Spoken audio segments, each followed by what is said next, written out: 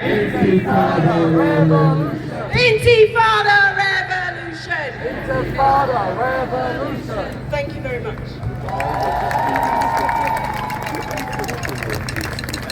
As our powerful speaker has said, we will resist, and we will continue to resist because we are not out here, not only because we are enraged at the horrible, inhumane and barbarism that we have witnessed in this past year. We are here because we are in complete awe, utter awe, at the resistance and the resilience of the people of Gaza and the people of Palestine. And we know there's only one cause for us, and it is to join them in solidarity with their resistance. As the next speaker will say, we are here in the belly of the beast. We are here in the imperial core. We must not stop resisting. 1 year on, 2 year on, 3 years, 4 years, 5, because what is 10 years and what is 20 years against the 100 years of colonization that Palestine has suffered? Nothing. Nothing. So please join me in welcoming our next speaker. Trade unions are back in this demo. 363 days, almost a year. It has been almost a year since Israel started the genocide on the Palestinians, almost a year, and it is estimated that 200,000 Palestinians have been murdered in cold blood. The government seems to fail to have any morality, so therefore I will give them facts.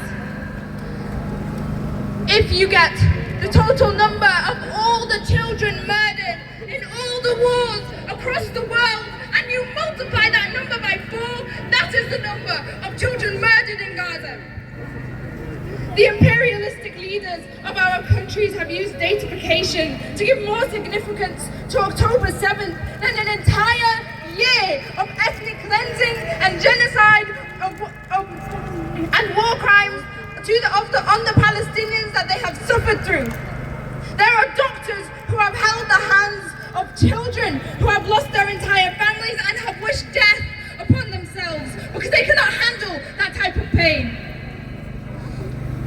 Children who have shell shock, like soldiers who have been in war because they have faced war, faced war against their lives, and they have been refused the right to live, the right of basic human rights. Israel will take a child and they will portray them as terrorists because all they are terrorists in their eyes, and they deserve to be exterminated. The fact is that Israel has no intention to stop this extermination, and our government supports this extermination, and it is our job to tell our country, our government, that we will not stand for this. Our country regularly represents its national pride, yet they disgrace those who have died for justice, to stop genocide in World War II. When the Jews faced the genocide, they disgrace them. Because if they were alive today, those who had given up their lives, they would be disgraced at what our country has allowed them to do. The brave soldiers who gave their life for justice, for Jews, they would not stand for this, they would fight. As we are fighting today with our resistance.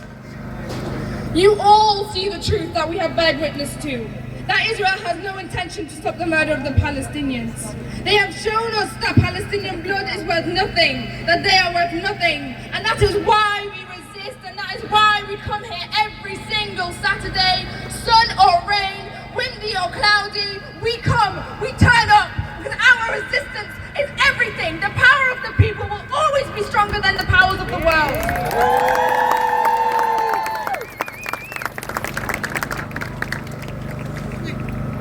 Israel continues to commit war crimes.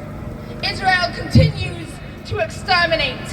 Israel continues to show us time and time again that they have the ability to wipe out, then we must take that ability away from them. That is why we turn up, to wipe out any power, to wipe out the power of any power, to have the right to exterminate a people. This fight is is an echo to the world that humanity is a body and we will not. No, we cannot. We cannot wait and stay silent whilst part of it is being hurt. We show the world powers that there is no peace without justice. There is no silence without freedom. Palestine is one of many genocides that the West has chosen to overlook. And they have chosen that the pigment that they have is not worth their time and that they deserve to suffer.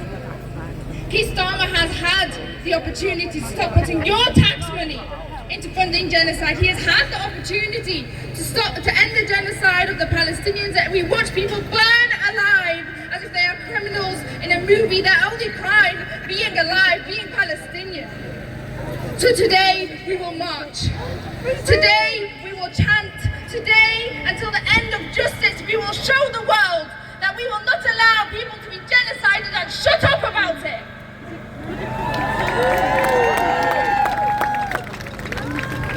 Today we show the world that no life comes above another. So stand tall. History will show the world who the victims were and who fought to protect it and who were the war criminals.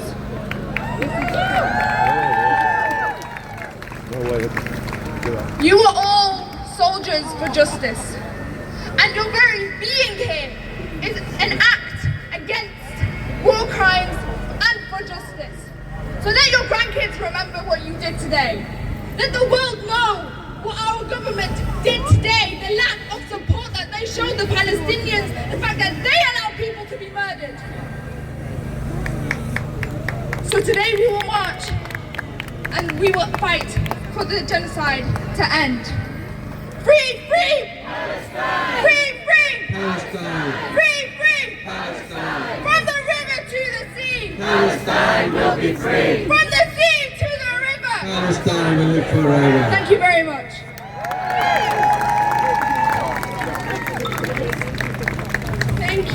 Thank you so much for those powerful words from my sister. If you guys don't think that being here causes all the difference, just remember this. They thought we couldn't reach their insurance companies, we forced AXA to divest. They thought we couldn't reach their contracts, we forced Puma to divest. They thought we couldn't reach the government or the UK government.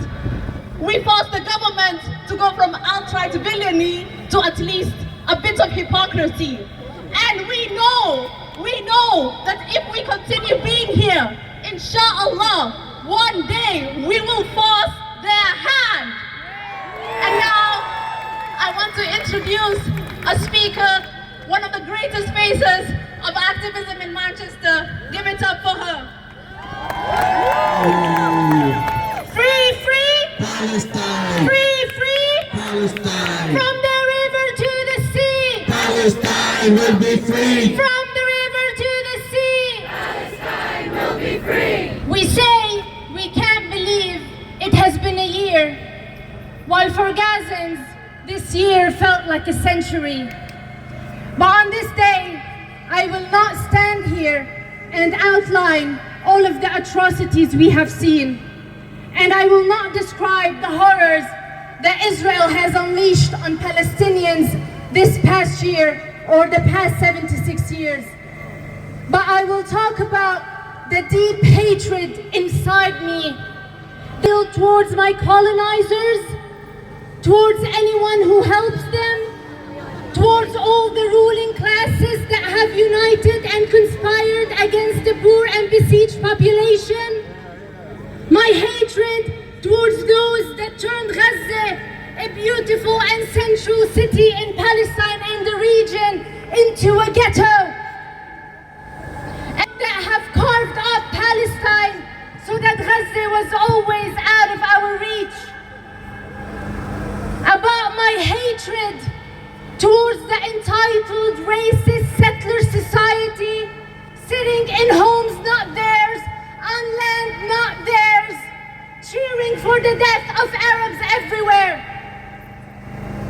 I will talk about the guilt I feel for failing Gaza after the hundreds of thousands of martyrs throughout the years, let alone this past year. I will talk about how angry I was at many people this year, the privileged or those that do not want to lose their that have chosen to tell Palestinians what they think is right or wrong, or have chosen to preach to a population they know nothing about, or those that have chosen discursive battles over material change, or those